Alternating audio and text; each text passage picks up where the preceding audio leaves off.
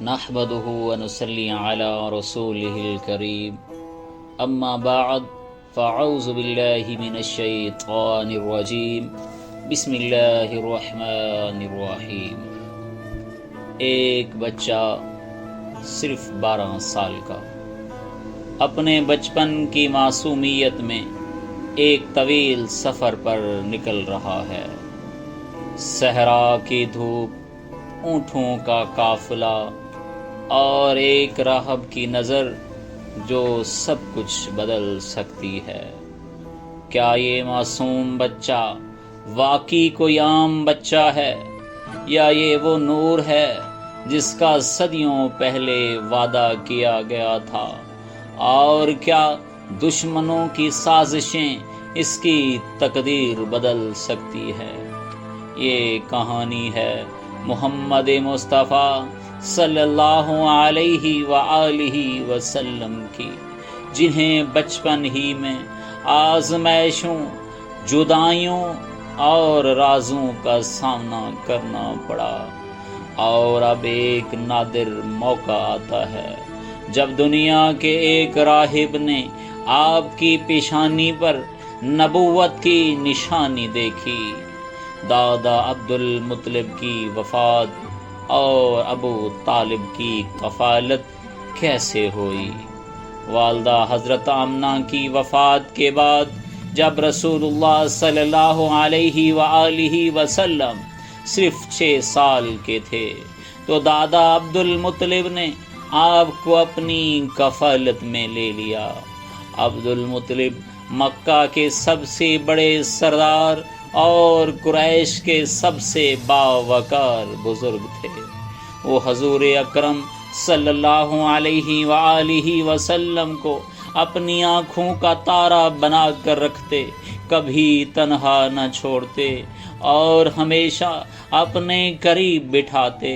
روایات میں آتا ہے کہ جب قریش کے سردار کعبہ کے پاس بیٹھتے، ان کے لیے ایک خاص مسند بچھائی جاتی تھی جس پر صرف حضرت عبد المطلب بیٹھا کرتے، لیکن جب حضور اکرم صلی اللہ علیہ وآلہ وسلم وہاں آ کر بیٹھ جاتے تو ان کے بیٹے یا نوکر چاکر آپ کو کبھی نہ ہٹاتے، کیونکہ حضرت عبد المطلب نے فرمایا، میرے بیٹے کو چھوڑ دو، قسم ہے رب کی اس کی بڑی شان ہوگی۔ یہ شفقت حضور اکرم صلی اللہ علیہ وآلہ وسلم کے دل کو سکون دیتی اور یتیمی کے غم کو کم کر دیتی۔ وقت گزرتا گیا مگر تقدیر کا فیصلہ کچھ اور تھا۔ حضور اکرم صلی اللہ علیہ وآلہ وسلم کی عمر جب تقریباً 8 سال کی ہوئی تو عبد المطلب سخت بیمار ہو گئے۔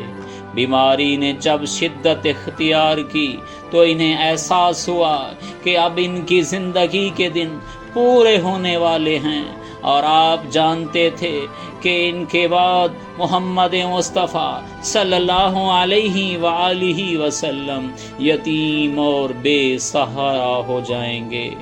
اس لیے وہ اپنے سب بیٹوں میں سے ایک کو آپ کی پرورش کے لیے منتخب کرنا چاہتے تھے۔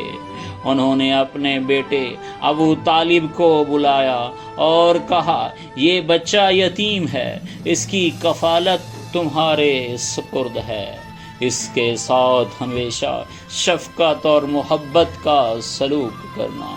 حضرت ابو طالب نے نہ صرف یہ ذمہ داری قبول کی بلکہ دل و جان سے اس وعدے کو نبھایا۔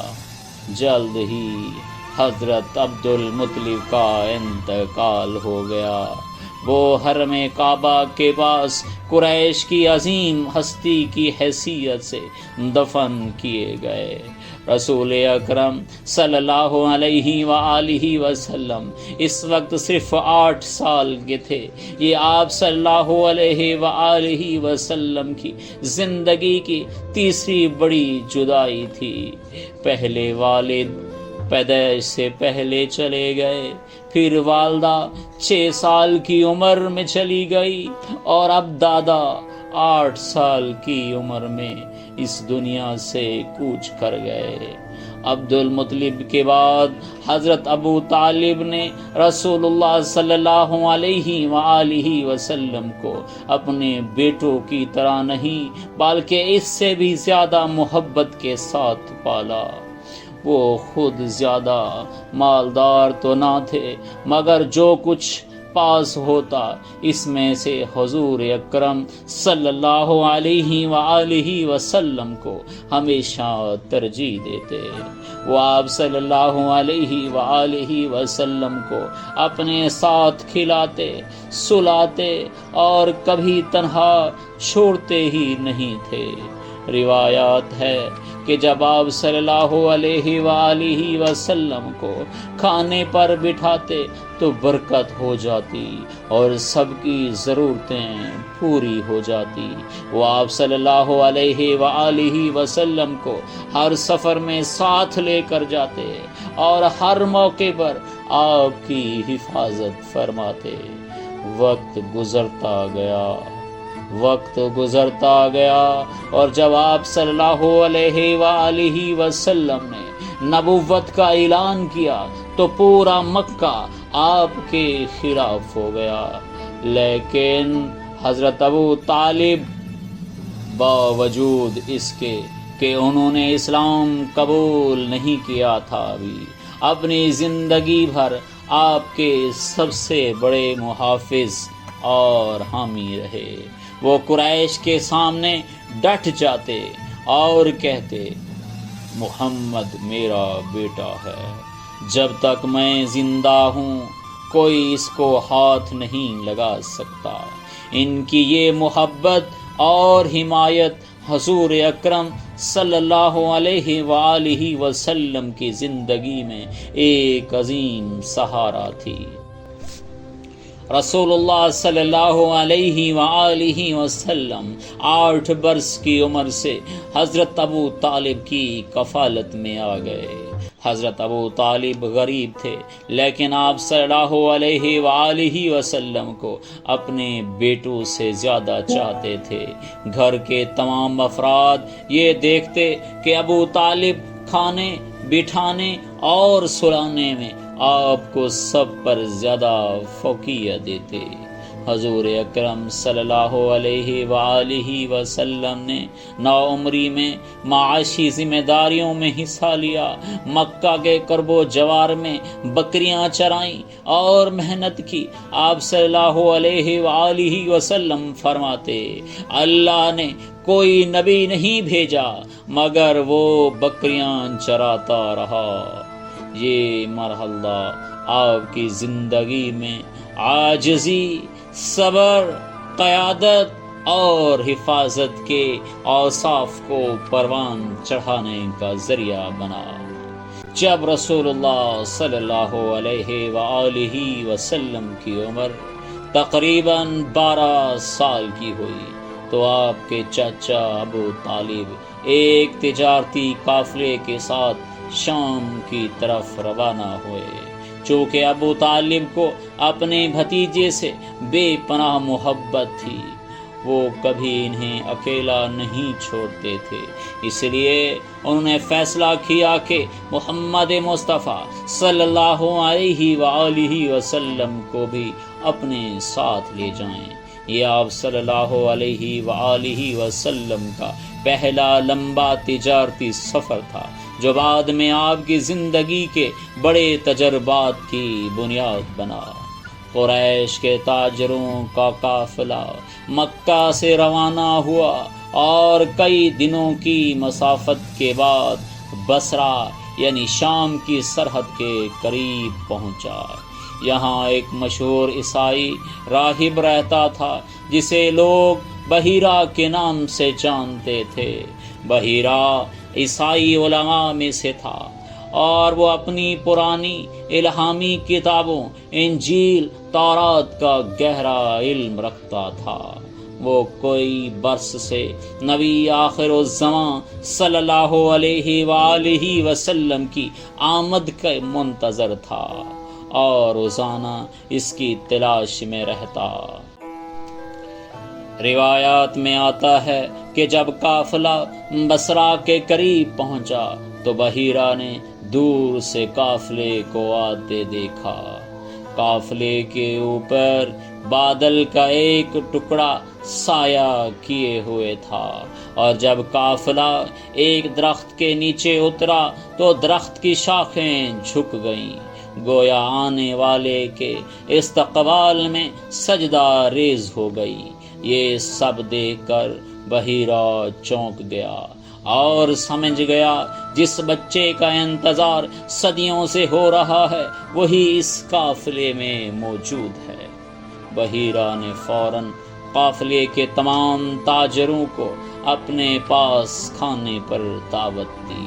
قریش کے تاجر سب کے سب آ گئے، لیکن حیرت کی بات یہ تھی کہ بحیرہ کی نظریں بار بار دروازے کی طرف اٹھ رہی تھی۔ اس نے کہا، قریش کے قافلے میں سب تو آ گئے ہیں، کیا کوئی پیچھے رہ گیا ہے؟